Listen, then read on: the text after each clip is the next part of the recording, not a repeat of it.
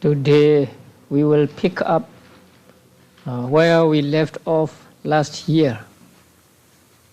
So I think we came to the end of the section on karma last year. And so today we'll study the the section called the process of death and rebirth.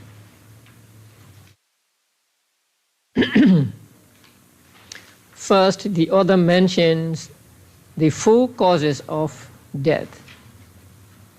And these four causes are: 1, the expiration of the lifespan, and 2, the expiration of the productive karmic force, and 3, the simultaneous expiration of lifespan and the productive karmic force, and 4, the intervention of a destructive karma. So these are the four causes of death. These four causes of death are explained with the simile of an oil lamp. So, imagine or visualize an oil lamp burning. So it will be burning so long as there is the wick, there is oil, and there is no gust of wind, or there is no deliberate extinguishing by a person. But when the wick is used up, the flame will go out. Or when the oil is used up, the flame will go out. And when both are used up, again, the flame will go out. And even though there is oil, there is wick, but when there is a gust of wind or somebody extinguishes it, then the flame will go out. So in the same way, the expiration of lifespan is like the expiration of the wick, and expiration of the productive karmic forces like expiration of the oil, and the expiration of both is again like the expiration of both. And the last one, the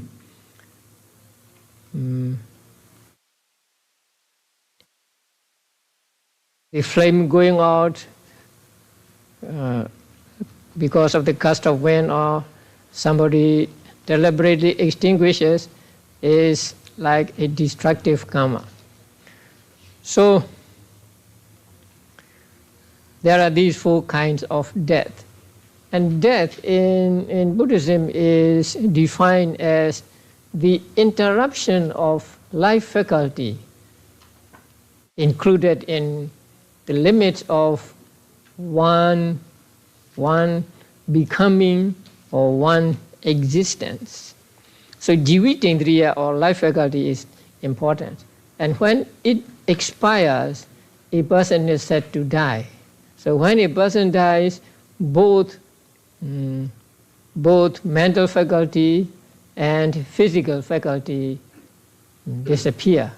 So with the cessation of the mental and physical life faculty, one is said to die. So that is just the interruption or cutting off of that life faculty. Now the first kind of death, which comes through the expiration of lifespan. Now, as you know, there are some realms that have fixed lifespan, like Chatu Maharajika, Tawadingsa, and so on. But for human beings, there is no fixed lifespan, but nowadays it is supposed, the lifespan of human beings is supposed to be about 100 years. So if a person dies, say, when he reaches 100 years, although his karmic force is still unexhausted, then he may be said to die through the expiration of lifespan. His past karma may have potential to give him a longer life, but since he was born at a time when human beings live only 100 years and he dies at the age of 100 years, then he is said to die through the expiration of lifespan.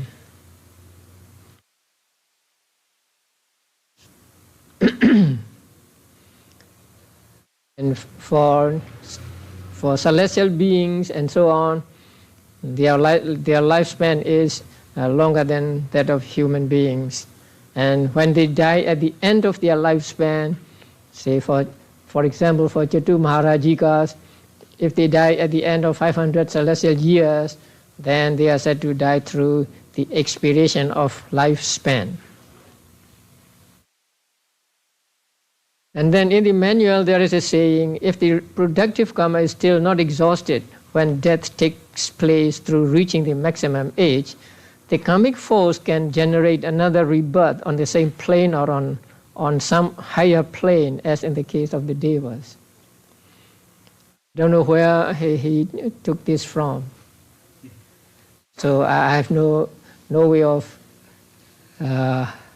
saying whether it is right or wrong. Maybe he took it from the commentary of Lady Sayādaw. I don't have that book, and so I cannot say whether it is true or not. But according to my understanding, a karma can give only one patisandhi. One karma can give only one patisandhi. So even though it is not exhausted, I don't think it can give another patisandhi result. Okay, the second one is the expiration of the productive karmic force.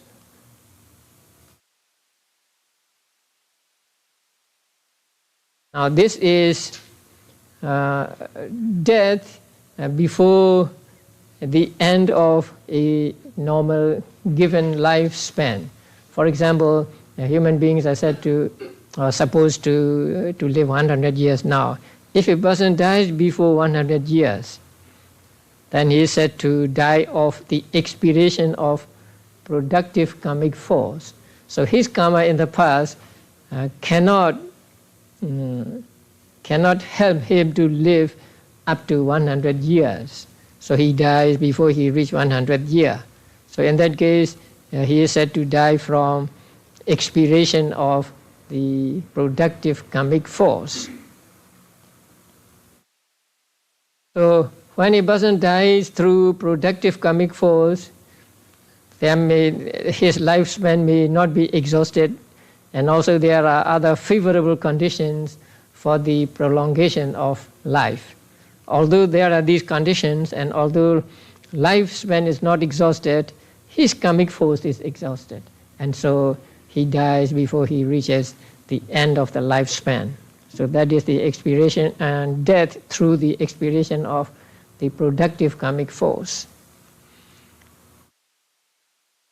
When both the lifespan and karmic force simultaneously come to an end, this is death by the expiration of both. That means a human being now dies at the age of 100, then he is said to die through expiration of both lifespan and his karmic force.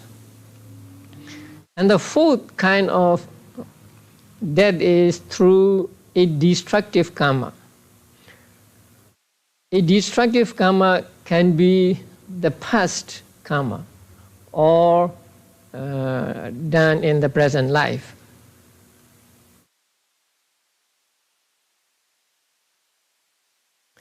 Destructive karma intervenes when, say, a person is killed by his own attempt or by attempt of others, or if he is killed by some disease,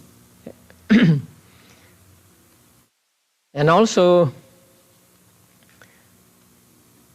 in the case of some persons who committed a very heinous offense against those who are very virtuous, then their karmic force cannot maintain their life or cannot prolong their life up to the end of the lifespan or up to the end of the karmic force. And so their life is cut off, say, before they reach to their normal end. And so that kind of death is called death through the intervention of a destructive karma. So the death through a destructive karma can be caused by the karma in the past. I think you have met, you still remember the destructive karma when we study the 4 sets of 4 kinds of karmas. So when a person dies through a destructive karma, that destructive karma can be that can belong to the past, or it can be in this life. You know, there is a story of a king who cuts the hands and feet of a hermit who was a bodhisattva. Bodhisattva in that life was called Khantiwadi because he practiced forbearance, or he practiced patience. So the king was displeased with him, and so the king wanted to test him whether he had real patience, and so he ordered the hermit's hands to be cut off and then his legs to be cut off. But although these were cut off, he did not get angry. But this crime, this sin was so grave that the king was swallowed by the earth. So the king's cutting the hands and feet, the legs of the hermit was so grave, so bad that it interferes or it destroys the force of karma, force of his past karma, and so that force cannot maintain his life any longer, and so he was swallowed by the earth and died and born in Avijji hell. So that kind of death is called death through destructive karma. So there are many kinds of death through destructive karmas nowadays, dying in an accident or committing suicide, and the other natural calamities as well. So there are these 4 kinds of death taught in Buddhism, and among them the first 3 are called Kala Marana, timely death. That means a person dies when it is time for him to die. But the last one is called Akala Marana, untimely death. He still there is still lifespan, and there is still the force of productive karma, but it is cut off through a destructive karma. So it is called Akala Marana, an untimely death. It is like the flame of an oil lamp going out when there is a gust of wind. So these are the 4 kinds of death. Now the author explains what signs come to the mind of a person at the time of death.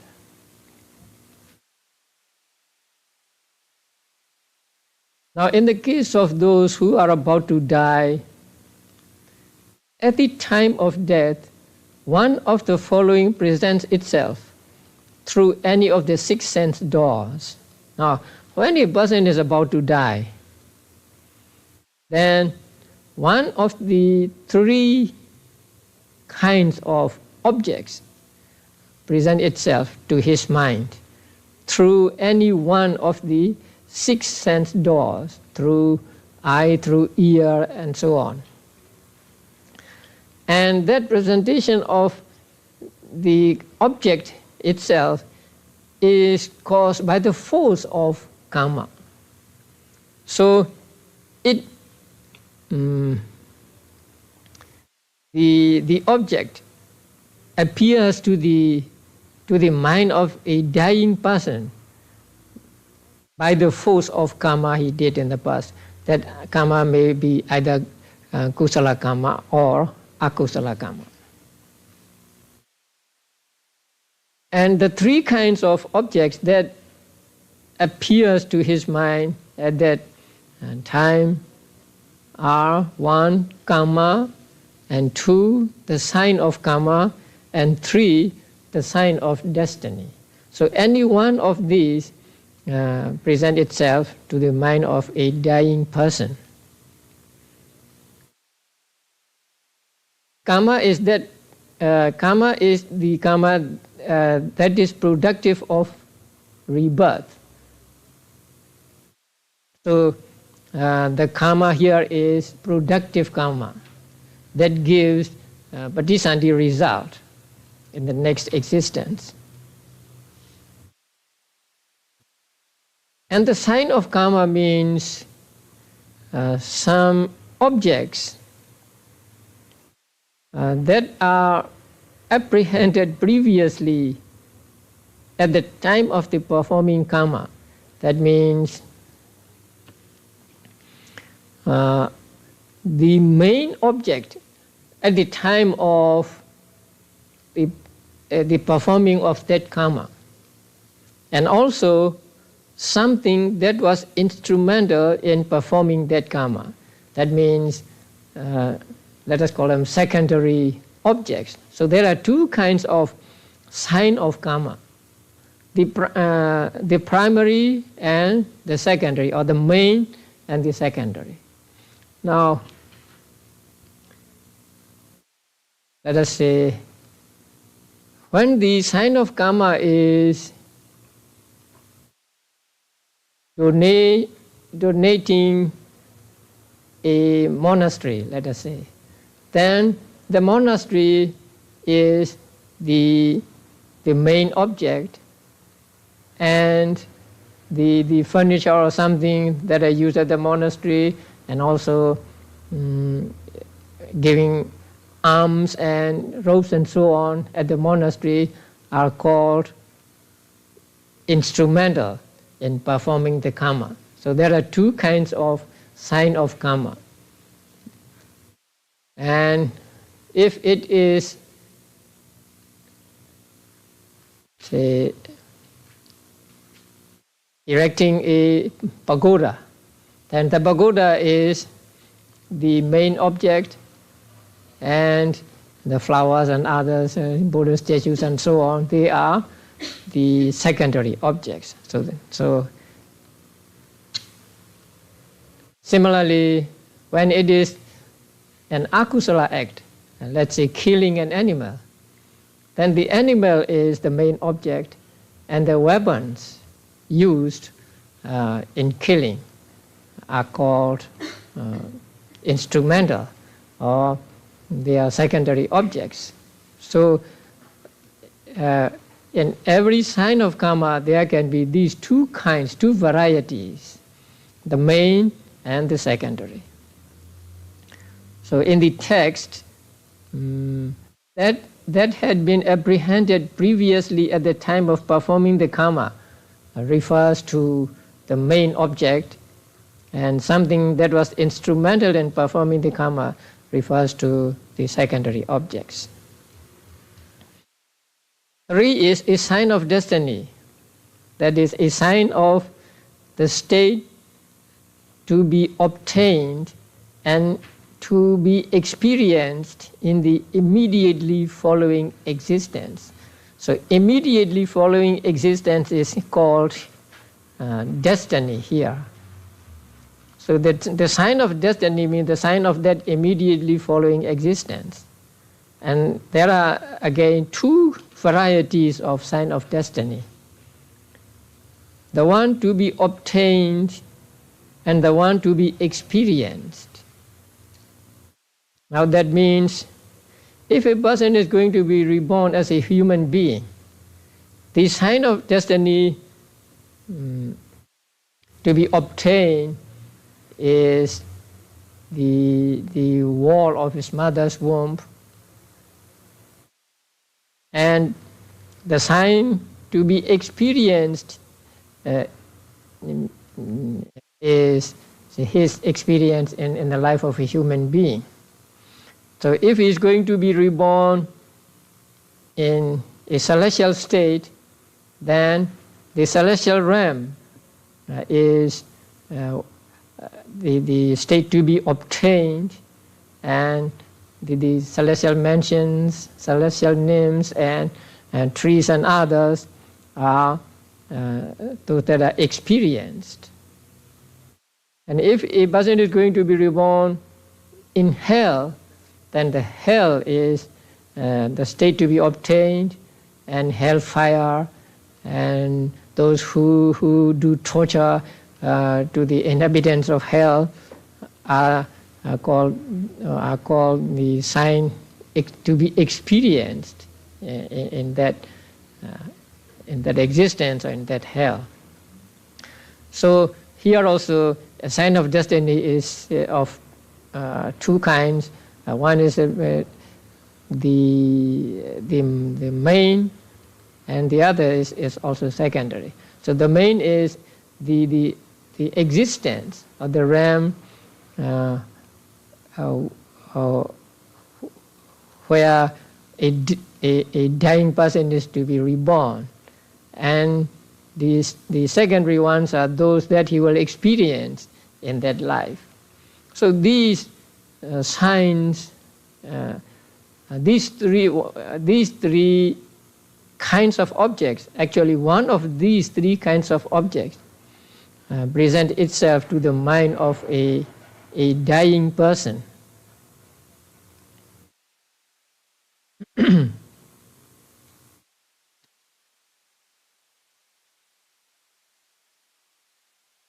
Now, in the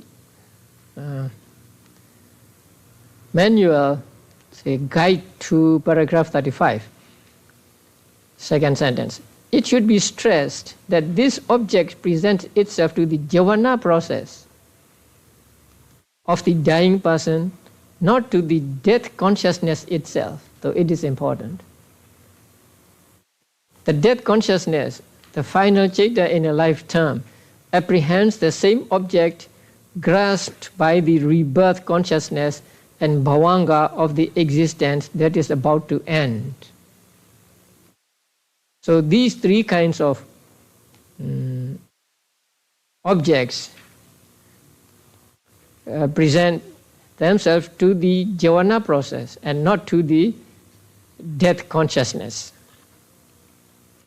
The object of the last jhana process then serves as the object of the rebirth consciousness and bhavanga in the next existence, and becomes in turn the object of death consciousness at the end of that existence. Now, it is important that, because if we do not understand this, we might say that the object of patisandhi, bhavanga, and chuti are all same in all lives. So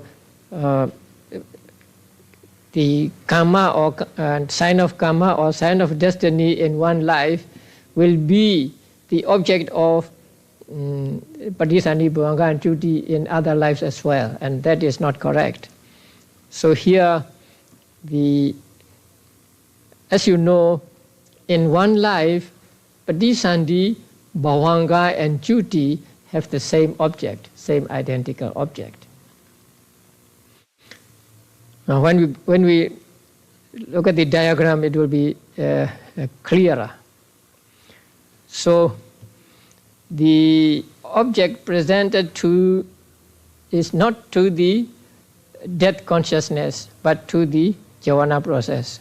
In other words, these objects are taken as object by the jhana process, and not by chuti cheda, not by death consciousness.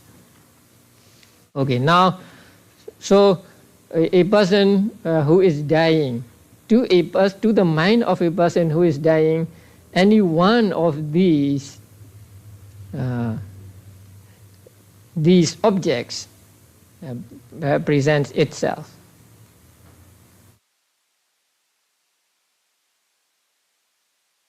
So when they appear to the mind of the dying person, they would appear through any one of the 6 sense doors.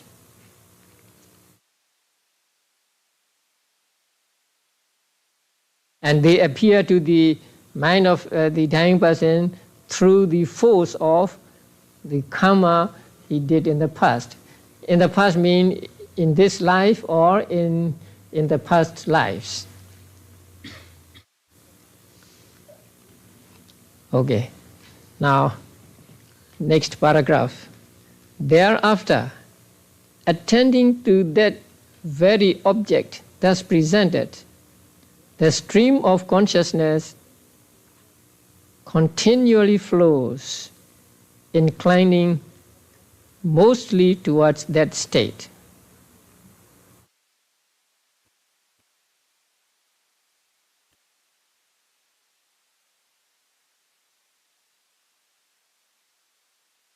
Now, thereafter, attending to that very object thus presented, now taking that object as object, taking the karma or sign of karma or sign of destiny as object, the stream of consciousness continually flows, go on and on and on, inclining mostly towards that state.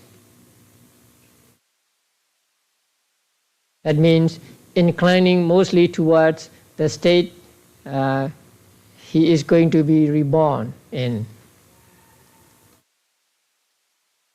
Now, it says mostly because when people die suddenly, they may not have time to incline to the state. So the word mostly is inserted here. Now, if you kill a fly, say by hitting it, it may not have time, say to incline towards the existence it is going to be reborn in, and there can be no pure continuity of consciousness or corrupted continuity of consciousness at that time, because it is just killed instantly. So for those beings, the inclining towards the state to be born in, and also the mind to be pure or to be corrupted cannot happen. So the word mostly is put here. Now, that stream of consciousness is in accordance with the karma that is to be matured, whether pure or corrupted. So his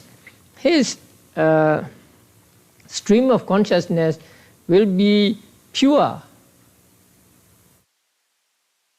if the kusala karma is to give result, and if his stream of consciousness will be corrupted if akusala karma is to give results.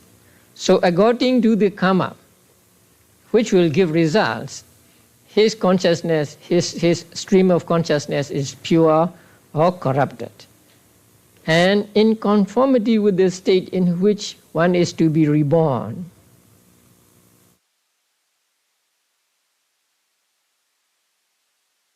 So when a person is going to be reborn in the human realm, then his mind will be inclined towards that human realm.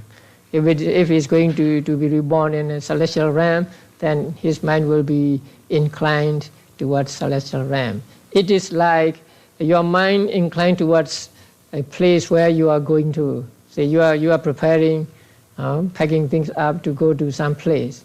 So at that time, your mind is inclined towards that place. So in the same way, since the being is about to die, then his mind will be inclined towards that state.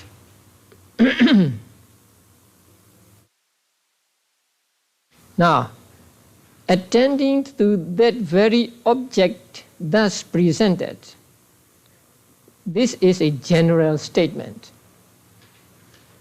For most people, their mind will take the object thus presented. That is, their mind will take the object that is presented, whether it is karma or sign of karma or sign of destiny. But sometimes we can do something to change that presentation of objects. I have repeatedly told you about a man who had been a hunter, and in his old age, his son, who was an arahant, ordained him, and he became a monk. When he was lying on his deathbed, he saw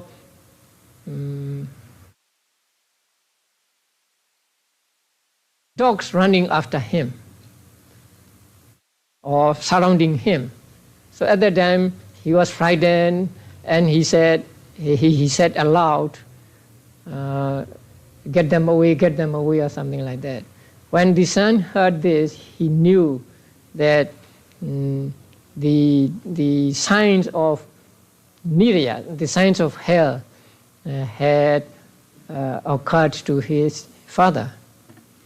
So he had his novices bring flowers, and then he put the flowers on the terrace of the pagoda, and then he had his father taken to the pagoda, and then told him, now these flowers are for you to offer to the Buddha. So do you offer to the Buddha and get your mind clear, or get your mind settled. So when he offered flowers to the Buddha, those signs changed. So instead of those signs of dogs running after him disappeared, and instead he saw celestial nymphs. So when he saw celestial nymphs, he said to his son, go away, go away. So the son said, why? He said, no, your mothers are coming. So with that man he died, and he was reborn as a celestial being. So first, the object presented was the sign of destiny of hell. But his son was an arahant, and he knew what to do. So he tried, and he succeeded in changing that sign of destiny from a sign of hell to a sign of celestial realm. So attending to that very object thus presented is a general statement. So in some cases, he may attend to the object produced by his relatives, or say whoever happens to be near him.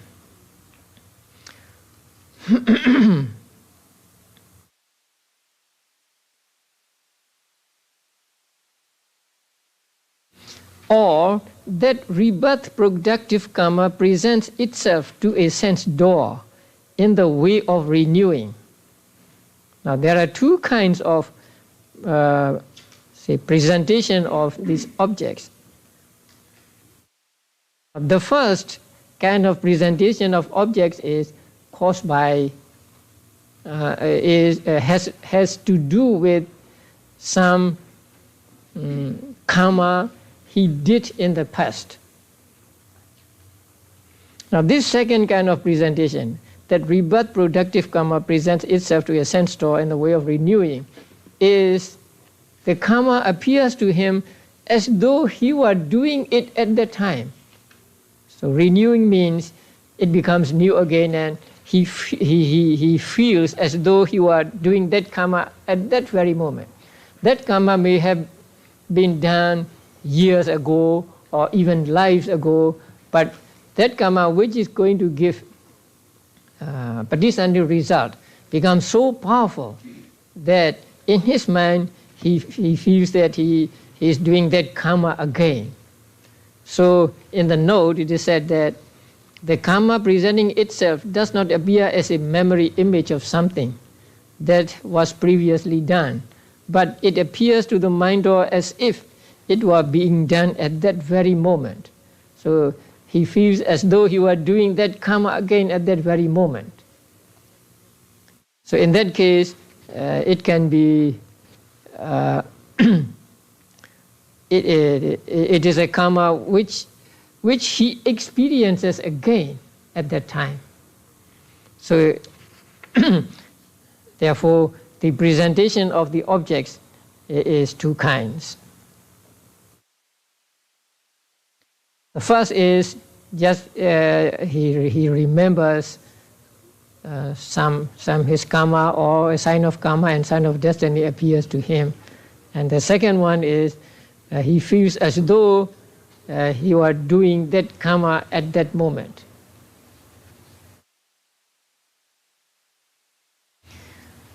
Now, death and rebirth linking. Now, up to this passage, the person has not yet died. The person has not yet reached the last thought process. So, to one who is on the verge of death, either at the end of a cognitive process, that means viticita, or at the dissolution of the life continuum, the death consciousness, the consummation of the present life arises and ceases in the way of death. So this is how death occurs. To one who is on the verge of death, who is near his death, either at the end of a cognitive process, that means either at the end of jhana or tadaramana, death consciousness will arise. Or at the dissolution of life continuum, that means or after bhavanga. So you can find out at least there can be 4 kinds of death thought processes. Actually there are many. But from here, from this statement, you can get 4 kinds of death thought processes. The first one is at the end of jhana, right? Death at the end of jhana. Death at the end of tadaramana. That is second. And the third is death at the end of jhana and bhavanga. And the fourth is death at the end of tadaramana and bhavanga. So there can be 4 kinds of thought process, death thought processes, and there are many more. So death may arise at the end of or after the jhanas or after the tadaramana or after bhavanga. And that death consciousness is the last consciousness in that present life. So it is a consummation of the present life, arises and ceases in the way of death. That means by way of death. So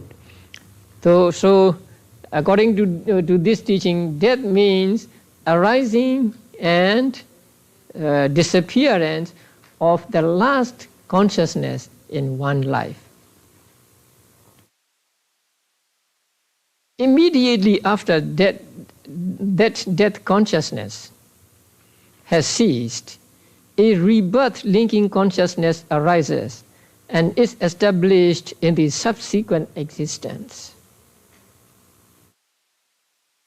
Immediately after that, death consciousness has ceased. Here, immediately after that,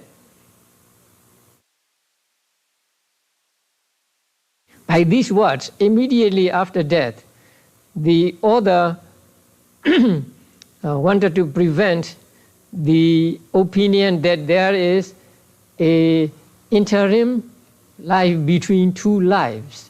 It is called antara bhava in Pali. In Theravada Buddhism, antara bhava is not accepted. But in other schools of Buddhism, antara bhava is accepted. So here, since the author belongs to Theravada Buddhism, he wants to prevent that from taken true. So immediately after that death consciousness, rebirth consciousness arises. So there is no time gap between death in one life and rebirth in the next life. Now, there may be practical experiences of a person being in something like an interim life. According to Theravada Buddhism, that is just one life. That is not an interim period between one life and another. That what is called interim period itself is one life. So, for example, a person dies, and then he may be reborn as a ghost, and he may be living as a ghost for 7 days or whatever, and then he dies as a ghost and reborn as a human being. Now, Theravada Buddhism takes that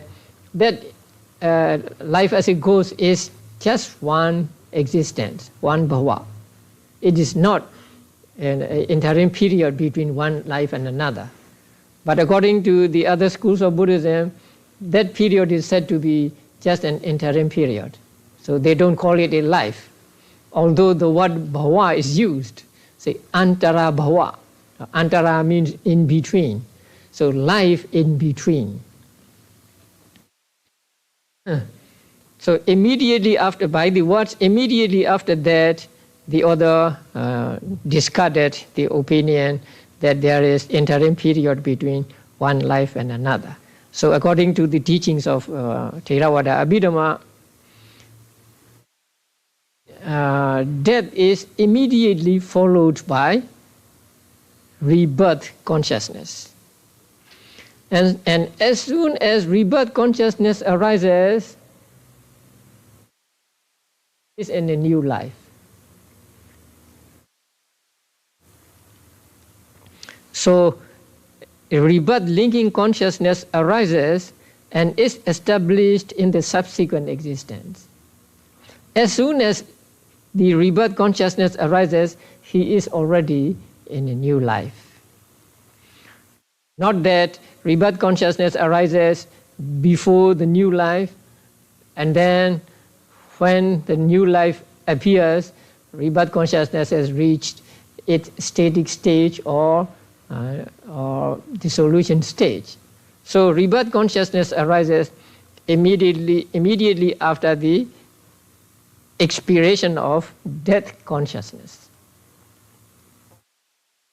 And that rebirth consciousness, apprehending the object thus obtained, that means taking the object which was taken by the thought moments before death moment, either supported by the heart base. That means if he is reborn in the Kama Vajra or Rupa Vajra realms, then his rebirth consciousness will have the heart base. And if he is to be reborn in an Arupa Vajra realm, then his rebirth consciousness is baseless. It has no base. So either supported by a heart base or baseless. And it is generated by a volitional formation that is enveloped by latent ignorance and rooted in latent craving as is appropriate. Now, I hope you have the picture or diagram in your mind, or you can look up at the diagram. So there is death consciousness and there is rebirth consciousness. Now that rebirth consciousness is generated by a volitional formation. Volitional formation means just karma. So it is generated by karma. That is enveloped by latent ignorance and rooted in latent craving. Now, in beings, in the mind of beings, ignorance or avidya, moha, and craving, tanha, is always latent. We do not have tanha at this moment, but it is latent in our minds, and so when there is something desirable, we may have tanha for that thing. So there is always ignorance and craving latent in our minds. Now, if the karma is a kusala karma, how do you explain ignorance and craving? Enveloped by ignorance and rooted in latent craving.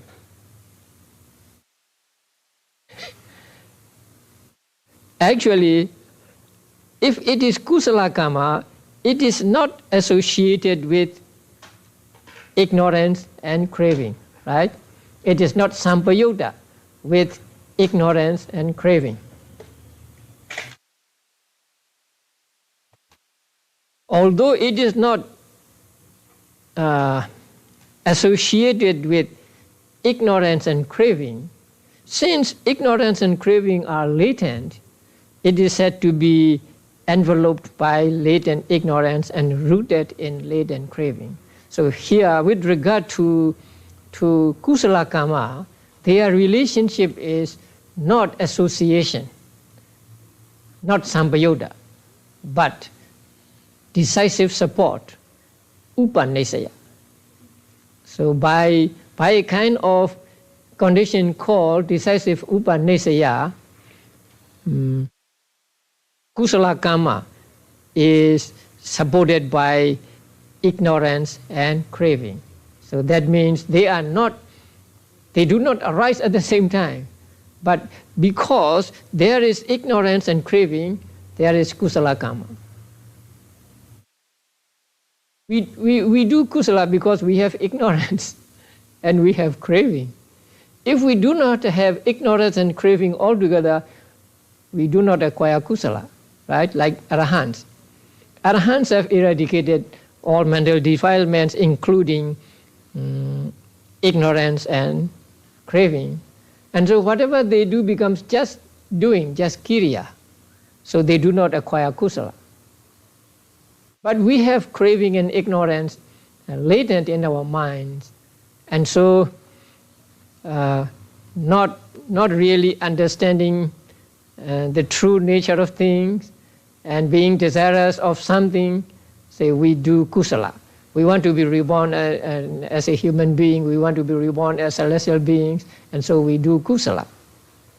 So when we do kusala and we acquire kusala, that kusala is supported by ignorance and craving by way of decisive support. That means they do not arise together, but because there is ignorance and craving, there is kusala. If it is akusala karma, then we can get both kinds of support, decisive support as well as association support. Association condition, because when you do an akusala, then ignorance is there and craving is there. That means if it is lobha sahagata, right? If it is dosa sahagata, then ignorance is association as well as decisive support. But the craving is only decisive support and not association, because lobha does not arise with dosa mula citta. So we have to take it as is appropriate.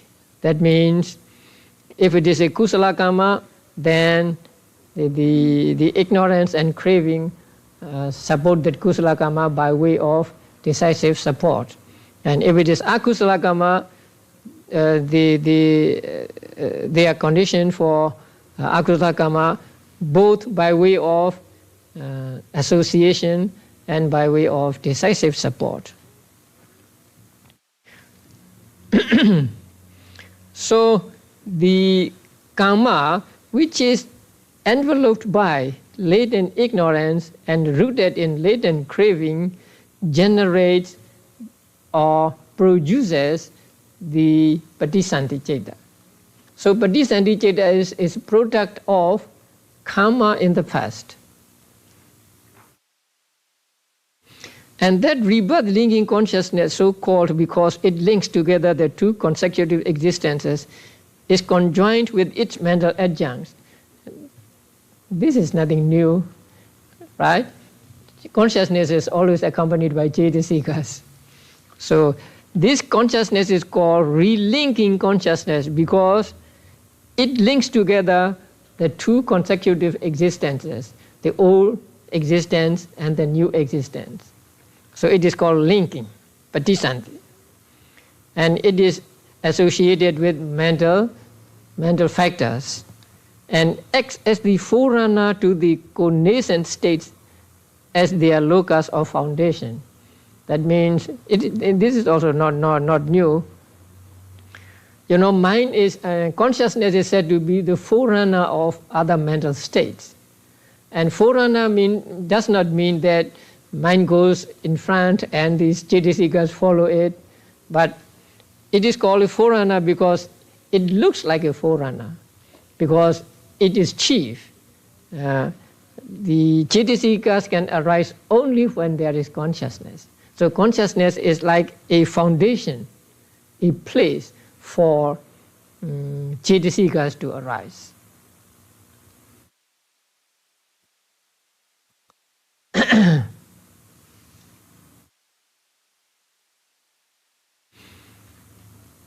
Now, in the notes to guide to paragraph 37,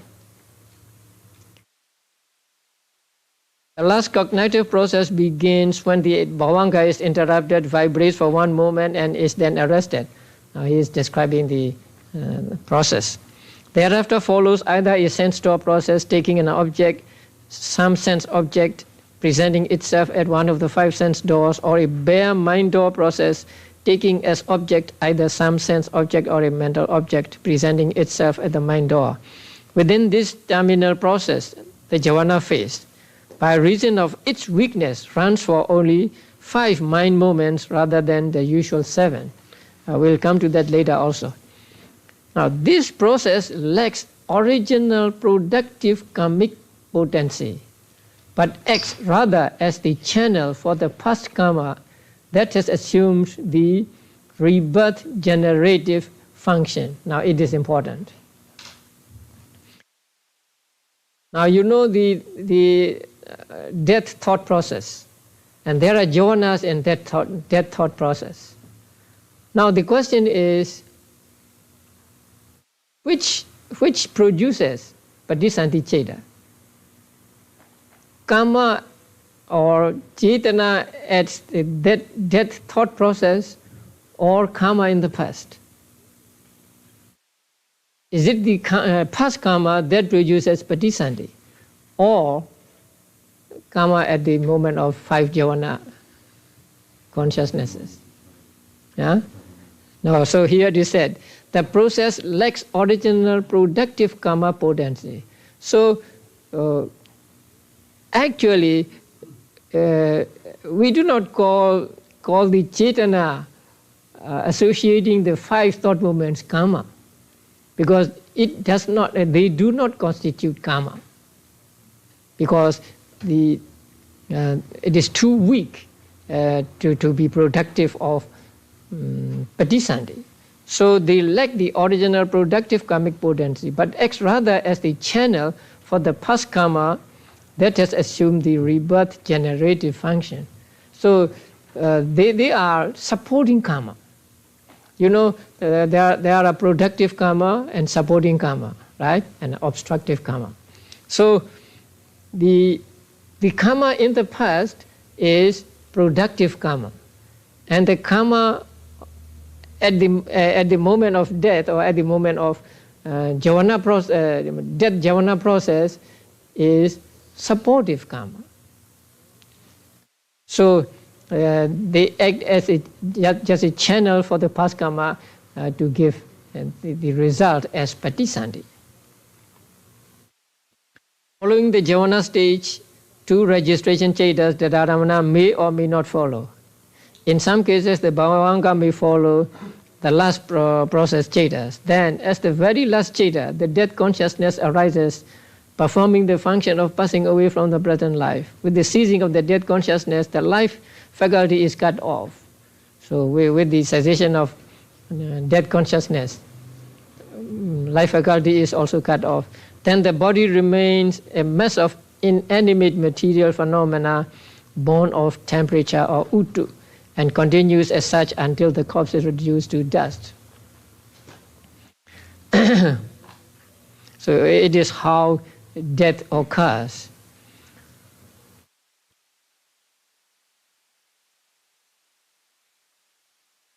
Now, immediately after that death consciousness has ceased, now following the dissolution moment of the death consciousness, there arises in a new existence the rebirth linking consciousness, apprehending the object thus obtained in the final javana process of the previous life. Apprehending means just taking the same object as was taken by the javanas. This cheta is supported by the heart base in realms which include metta, but is baseless in the immaterial realms. It is generally generated by a volitional formation, that is the karma of the previous javana process. That means karma in the past, which in turn is grounded in the twin roots of the round of existence, that is latent ignorance and latent craving. So that karma is enveloped by latent ignorance, and that karma is rooted in craving. So we should understand that to mean the ignorance and karma serve as the decisive support and also as association support. The rebirth consciousness is conjoined with its mental adjuncts, that is, the cetasikas, which it serves as a forerunner, not in the sense that it precedes them, but in that it acts as their locus or foundation.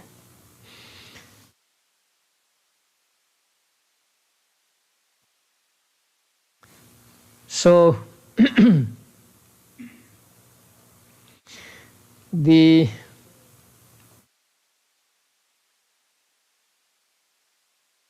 volitional formation. Now, there are 2 kinds of volitional formation here. Volitional, let us just call karma here.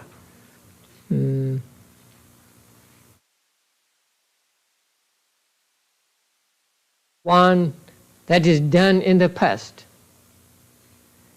and the other that is at the moment of 5 javanas. Now, the one at the moment of 5 javanas, as we have learned, do not give result or do not generate patisandhi consciousness. But it is said to throw it down on the object. That means it makes the patisandhi cheta takes the object of the javanas of the previous thought process. So it helps the patisandhi cheta. It makes the patisandhi cheta to take the object taken by the javanas as object. So it is not productive, but it is supportive. Okay, let us go to the thought process. Next section, next paragraph. Herein, in the death proximate cognitive process, only 5 feebly occurring javanas should be expected. So there are only 5 javanas in the death thought process. Now here, a person is very, very close to death, almost at death. So at that time, his body, his material properties are weak, and so his heart base is also weak, and so his mind is also weak, and so the javanas do not arise 7 times as normal, but they arise only for 5 times. So only 5 feebly occurring javanas should be expected. Therefore, when death takes place, while present objects are occurring, that means while present objects are existing and have entered the avenue of sense, then the rebirth, linking, and life continuum of the new existence also take a present object. In the case of a sense sphere rebirth linking, kama vajra patisandhi, when the object is a sign of karma or the sign of destiny perceived at any of the 6 doors, that object may be present or it may be past. So sign of karma may be present or may be past. Sign of destiny may be present or may be past. But karma as object is only past, because karma is a past karma. It is really past.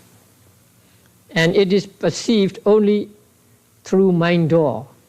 Now, the sign of karma and sign of destiny may be of six kinds of objects, and so they may be presented through 6 doors. But karma is past only, and it is presented through mind door only. All these objects of sense sphere rebirth are limited phenomena only. That means kama vajra only.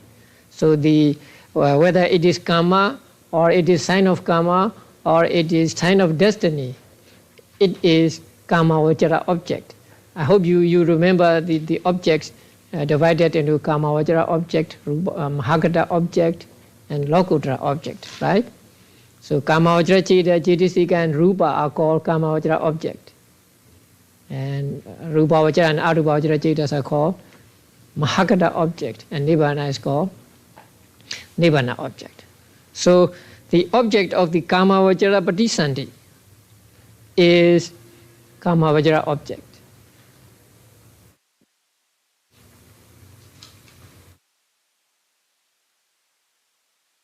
Okay, now let us look at the chart.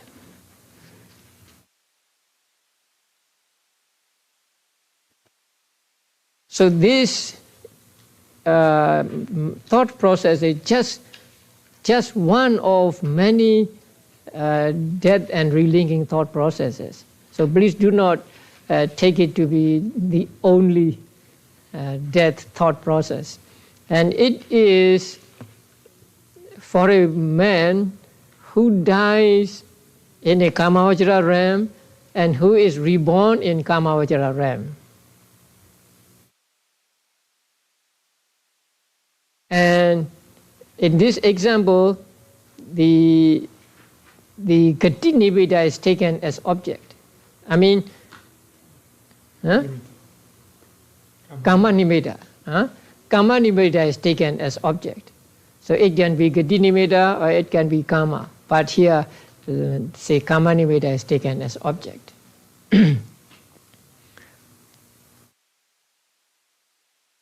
So when death arises, so there is a death thought process, and it begins with, what is that? First, past bhavanga, because here the object is present object. So there is bhavanga, and then the past bhavanga, and then vibrating bhavanga, and then arrested bhavanga. And after that, what? Panchadwara vajana.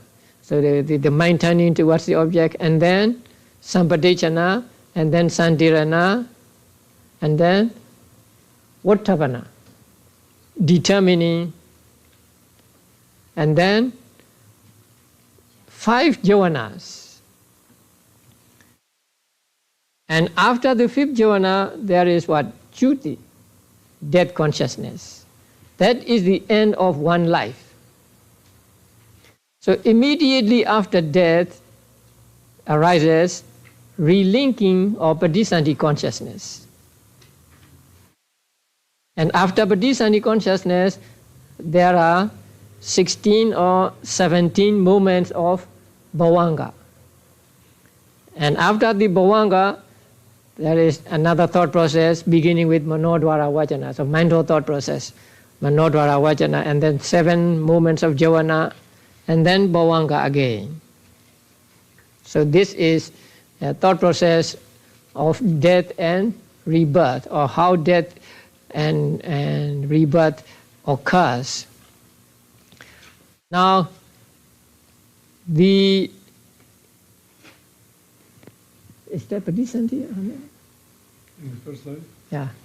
So the Padisandhi, bhavanga, and then chuti of life 1 are identical, right?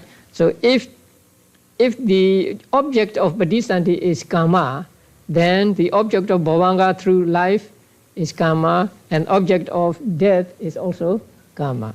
Then if the object is kama nimitta, then all kama nimitta, and if it is kati nimitta, the object of the other consciousness, bhavanga and chuti, is also kati nimitta.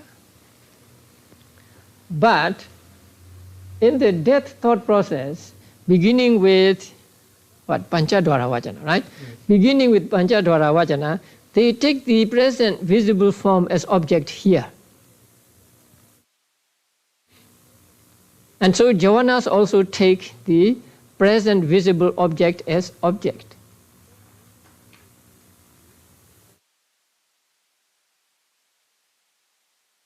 So the 5 jhanas take the present visible object as object, right? Now when the Padisandhi consciousness arises, it takes the present visible object taken by the jhanas in the death thought process. Because, a present visible object must last for 17 thought moments, right? So we begin with bhavanga, atita bhavanga, right? So from atita bhavanga we go, and 17 thought moments are full at 2nd bhavanga, right? At 2nd bhavanga. So that means the present visible object exists until the 2nd bhavanga. Now, the person has gone to a next life, but the object remains existing. So the Padisandhi consciousness of life number 2 takes the present visible object, which was taken by the jhanas.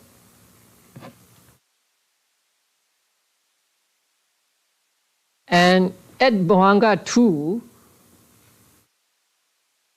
the present visible object disappears. So the other bhavangas take that object which has disappeared, or the past visible object. So the object of the death thought process and then Padisandhi and 2 bhavangas in the new life is the same, the present visible object.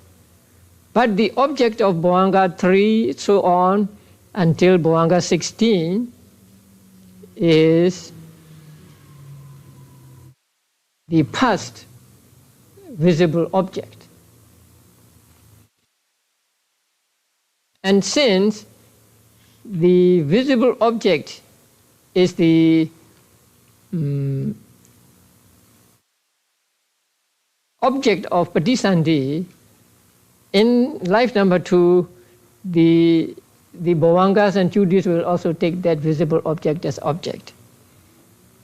The difference is only present and past, but it is his visible object. Now, what is Patisandhi? What constitutes Patisandhi? Now, Patisandhi means Patisandhi consciousness, mental factors, and for a human being, 30 particles of matter. You learn them in the 6th chapter. So at the moment of Patisandhi, 30 particles of matter along with the Patisandhi Chaita and Chaitasika arise. So when we say somebody takes Patisandhi or Patisandhi arises, we mean this.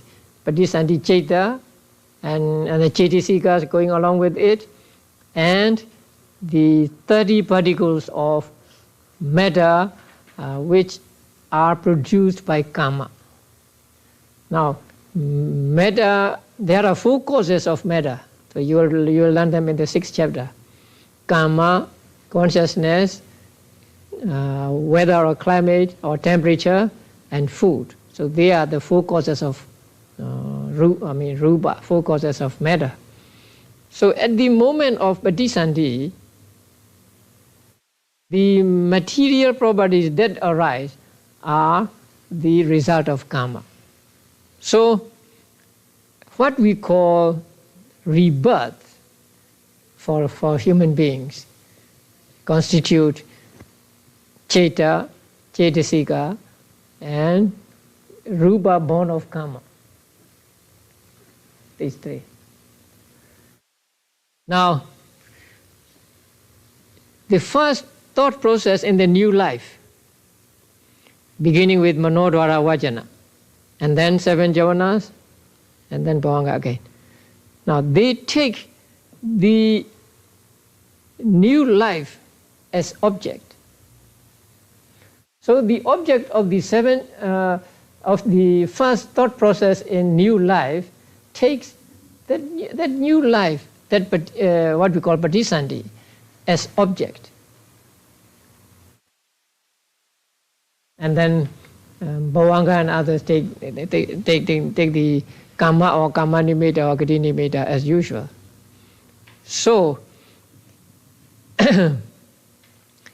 Kama Nimitta and Gati Nimitta in one life is different from those in another life.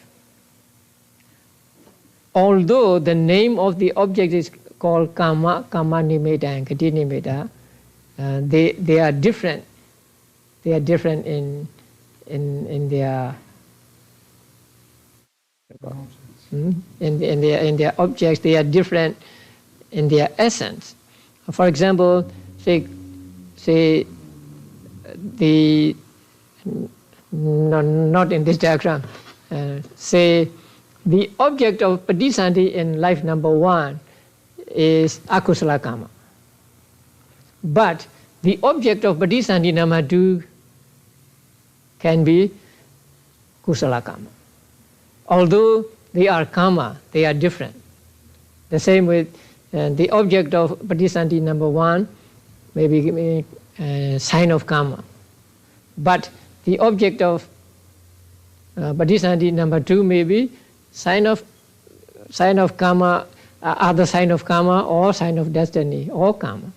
So karma or Kama Nimitta or Gati Nimitta in one life is different from Kama or Kama Nimitta or Gati Nimitta of another life.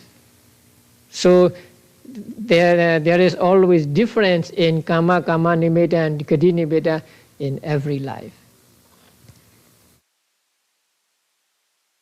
If we can put some colors it will be better, easier to understand.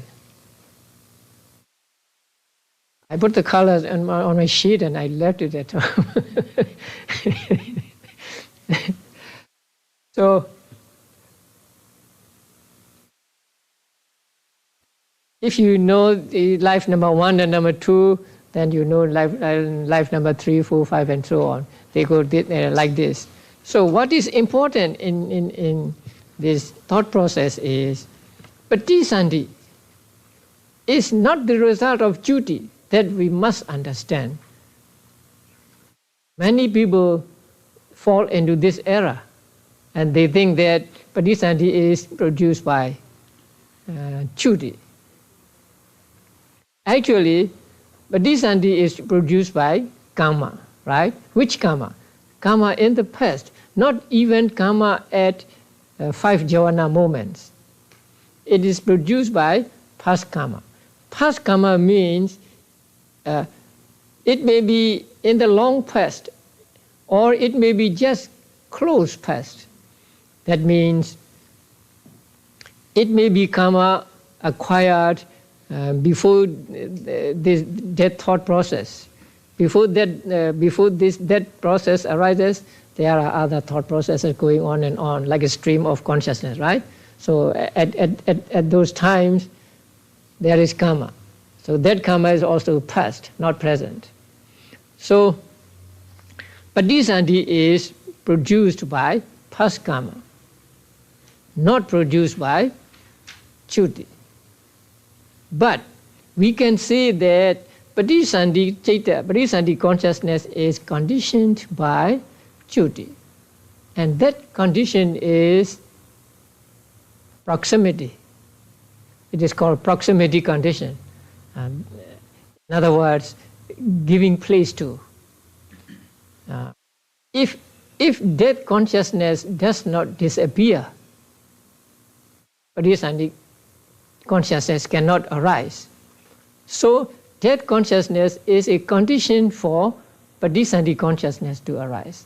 So in that sense, patisandhi consciousness is conditioned by that consciousness. But that is not caused by, but just giving place to. Now, in order for you to sit in this place, I will vacate this place, right? So I am a condition for you to be here, something like that. So that should be firmly borne in mind, because many people make this error of saying patisandhi is conditioned by or caused by or by chuti ceta. So chuti ceta is a vipaka ceta, right? So as vipaka ceta, it cannot give result. It is the result of other karma, and so it has no power to give results. But it can be called a condition according to Patthana, because it arises and disappears before the patisandhi ceta arises. So there can be no identical karma or karma nimitta or gati nimitta for all lives or for all existences. So karma nimitta and gati nimitta in one life is different from karma and others another life.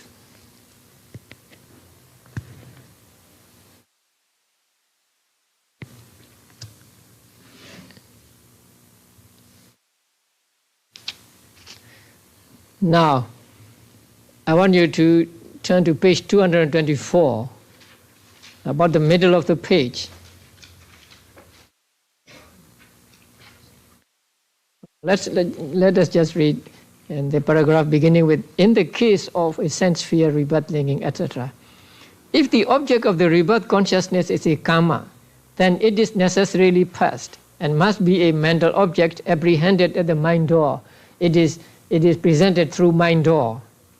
If the object is a sign of karma, then it can be apprehended at any of the 6 doors and may be either past or present.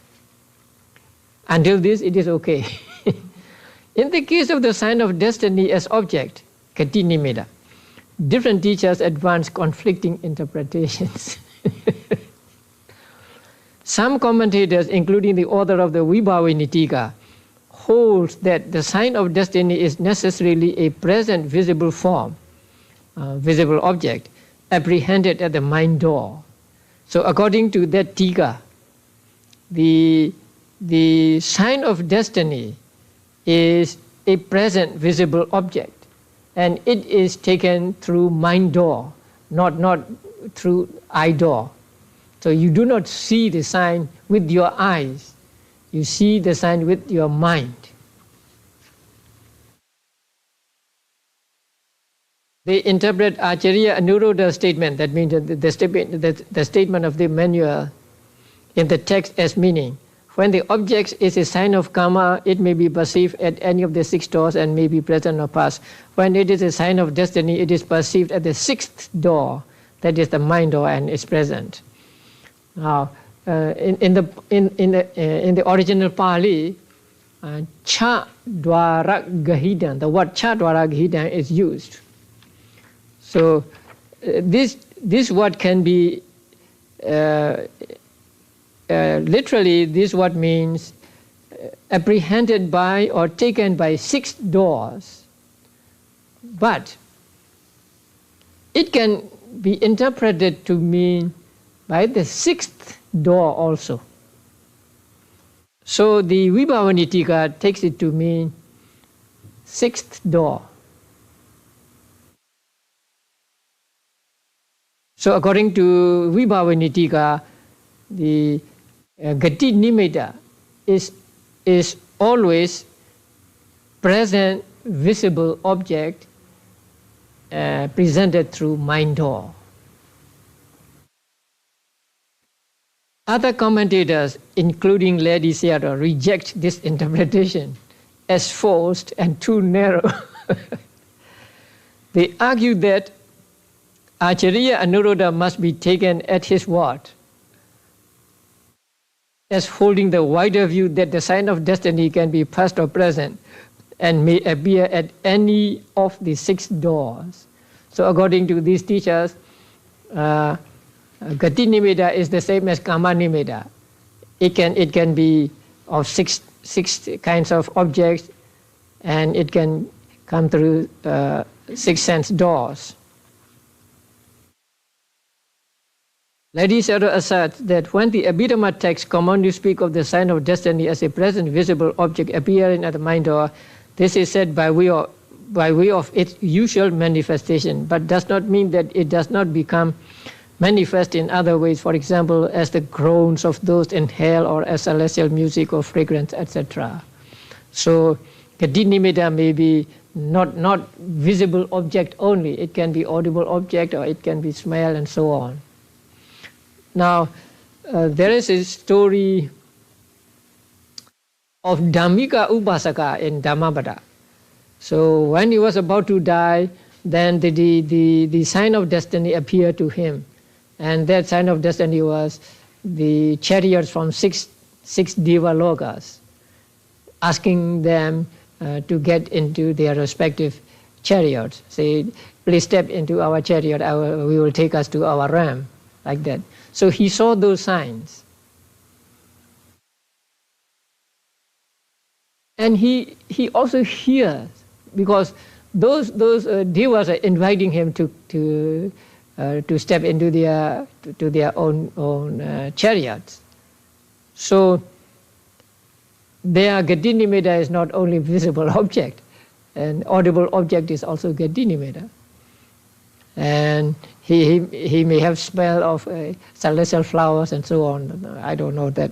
So the other commentators, including Lady Sayādaw, take that Gati Nimitta can be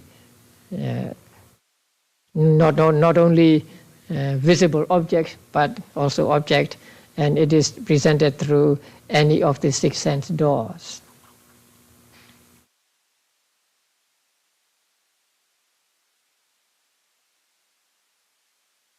Okay.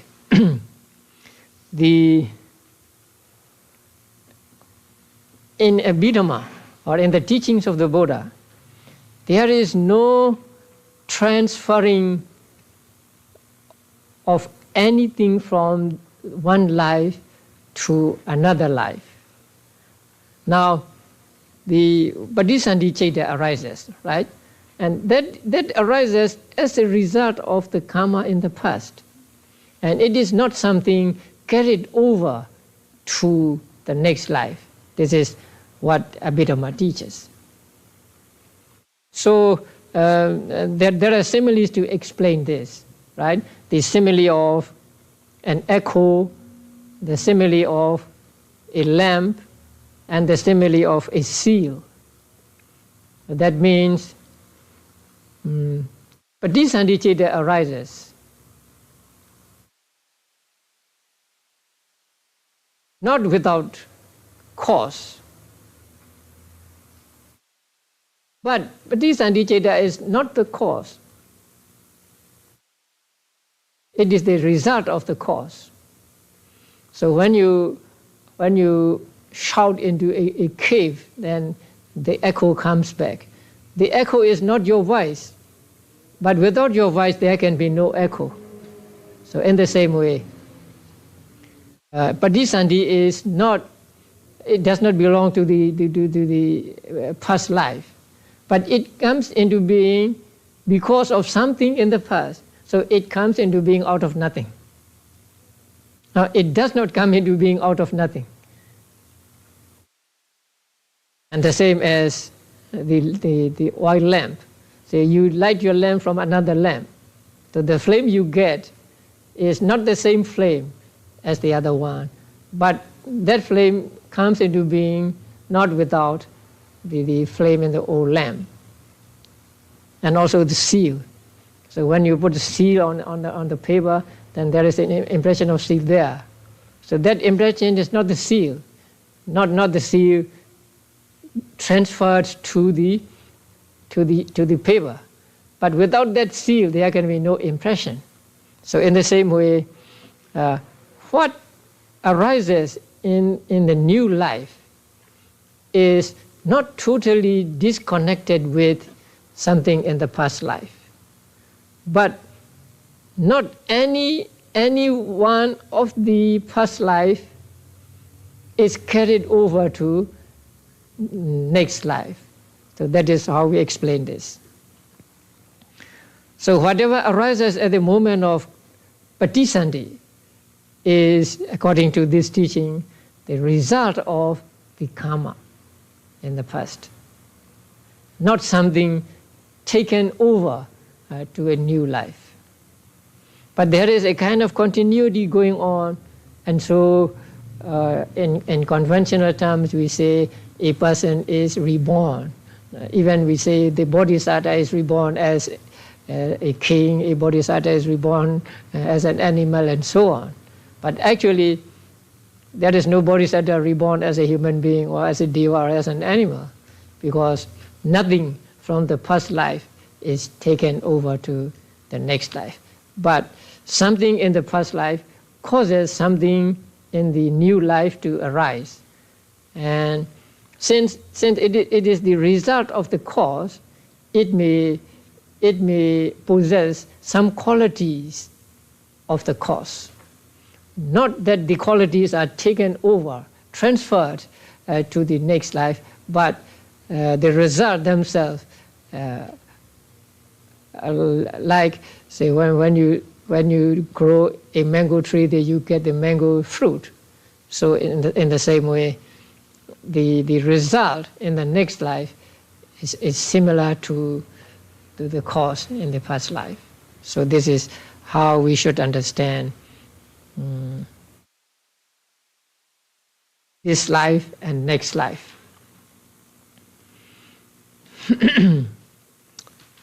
Okay.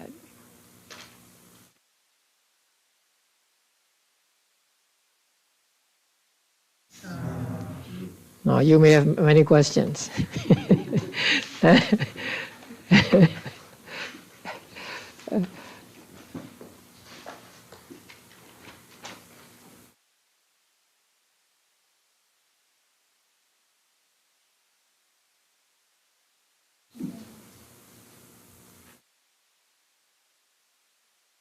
How can you clarify what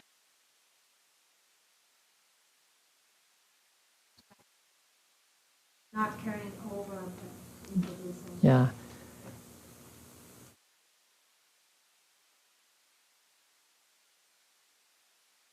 As I said before, say the qualities of the cause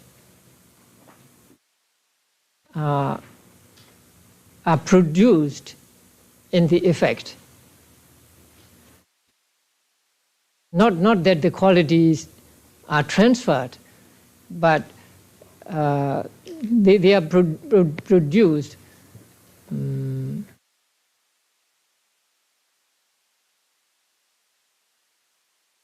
something produced by a mango seed and something produced by what seed? Another seed. It's different, right? Something produced by mango seed is a mango fruit, but something produced by a plum is a plum fruit, and so on. So we say we accumulate paramis, right? So these paramis do not move to another life actually, but as a result of the parami is a karma, right? Actually, right? So as a result of that karma, there arises a result in the future, and that result possesses the qualities of the past karma. And so it is like the potential is carried over to, but actually it is not carried over, but one cause producing the effect, and another cause also producing another effect, and so on.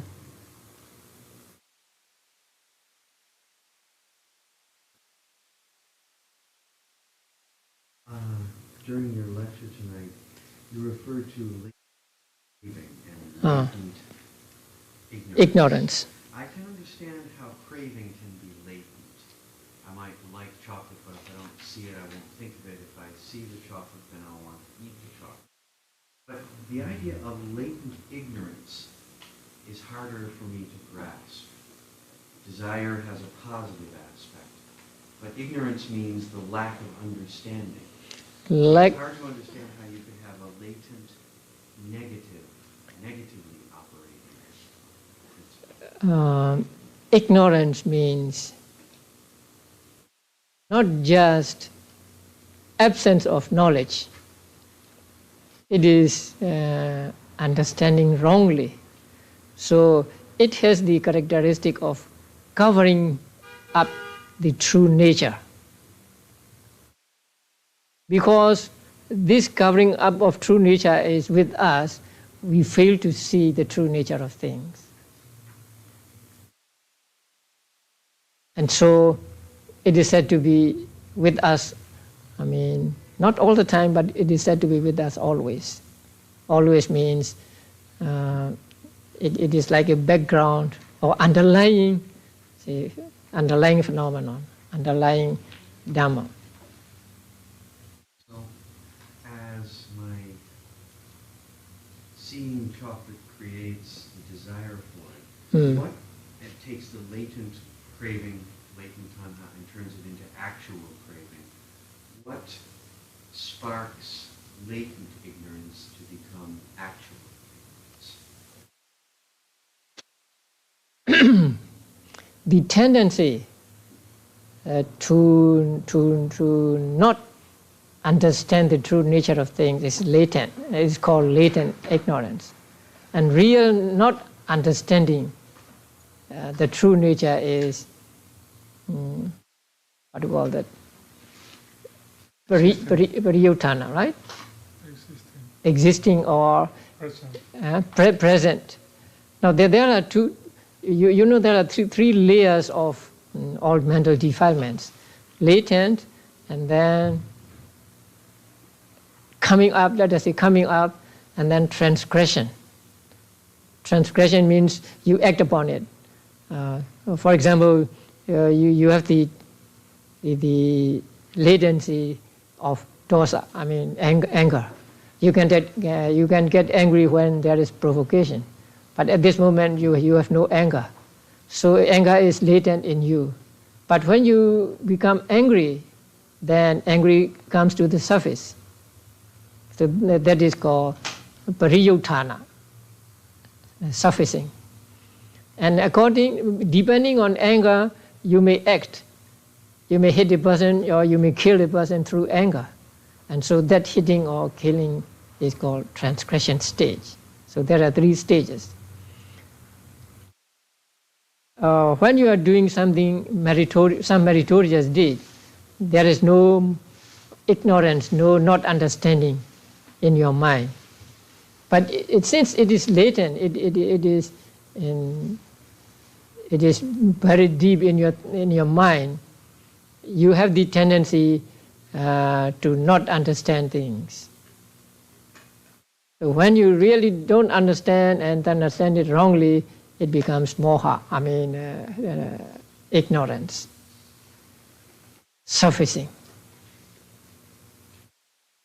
It is still difficult, right? Well, I can see my question is more about the nature of ignorance than the nature of latency. When there is craving, there is ignorance.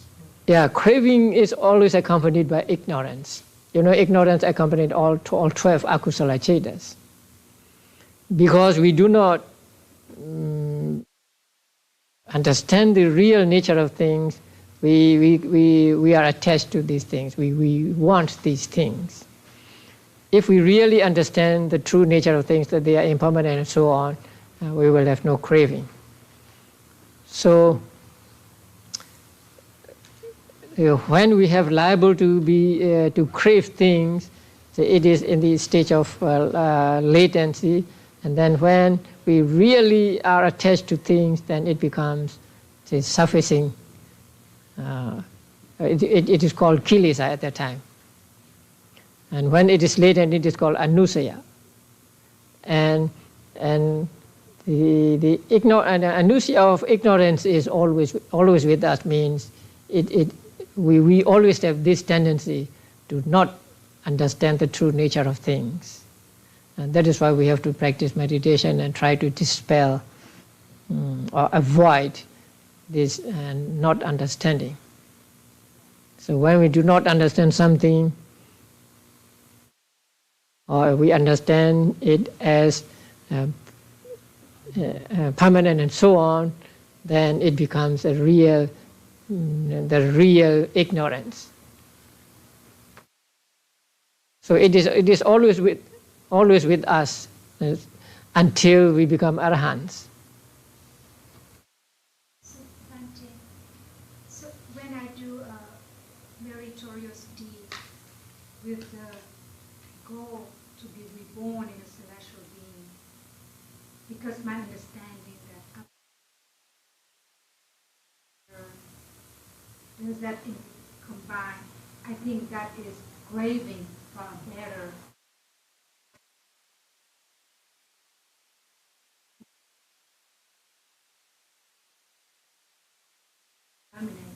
Does that show the ignorance in that?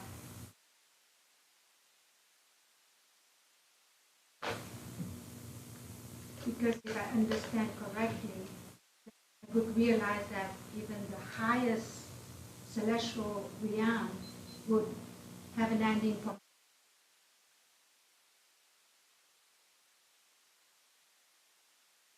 that existence, that somehow the ignorance factor is present in my action of doing it. Action of doing what? Meritorious. Oh, it is not present. Because as you know, ignorance and merit cannot arise together simultaneously. But it acts like the decisive support. It is something like a basis on which we live. So long as we have the tendency to be ignorant of the true nature of things. So at the moment of doing meritorious deed, you have no avijja arising in your mind as sampayutta. But as an anusaya, it's always there. That means you have the tendency to be ignorant. Although at this particular moment you are not ignorant. At this particular moment, ignorance is not in your mind. It has not come up. But still it has the tendency to come up when there are conditions for it. So that's why I explained to you when we talk about the volitional formation. Volitional formation can be kusala or akusala, right? If it is kusala, then it is not associated with, or it does not arise simultaneously with ignorance and craving. Right? If it is kusala, then ignorance and craving do not arise with it. But still it is called enveloped by ignorance and rooted in craving. Because there it is by way of decisive support condition, not by way of association condition. But when it is an akusala karma, then ignorance and craving can arise simultaneously with the lobha mula akusala. And they can also be decisive support. So when you are doing merit, at that very moment, there is no akusala factors in your mind, no lobha, no dosa, no moha in your mind. Although you have the tendency to have these when conditions for them are met with. In other words, because we are ignorant, we do kusala. Because we are ignorant of true nature of things, say we do kusala. And because we are ignorant of the painful consequences of akusala, we do akusala. Or because we want to be reborn in a celestial world, but we get wrong instructions, and so we sacrifice an animal with the belief that we will be reborn in a celestial world. And so through ignorance, we do akusala there. So when we do akusala, there is ignorance in our mind. So you have to understand this with reference to patthana. So there are 24 modes of relationship in patthana. And here we are concerned with the decisive support condition and association condition. Association or co-nascent condition, that means arising together. So some are conditioned when they arise together. And some are conditions, but they do not arise together. One is a condition for another. They belong to different times, at different places.